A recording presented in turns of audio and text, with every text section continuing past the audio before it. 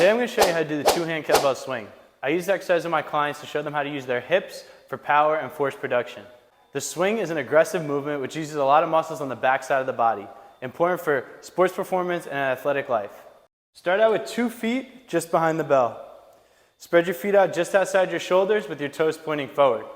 From here, I'm going to drop my butt back, keeping my chest up. Next, tilt the bell towards you. Looking for that 45-degree angle with your hips and your knees. Your chest sitting just slightly higher than your hips. You're in a much more powerful position to swing this bell with force. Throw it forward. I'm going to show you 2 here.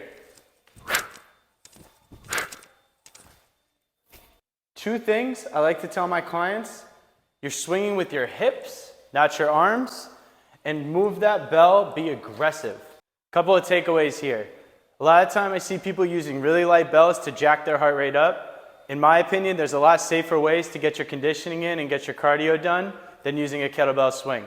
When we're using it for force production, we're using it to be better athletes in the gym and outside. I like to pair this exercise with some sort of jump or plyometric, and I always do it before my strength training because it's going to take a lot of energy and effort to execute a technical lift like the kettlebell swing. Thanks for watching today's video, and be on the lookout for many more.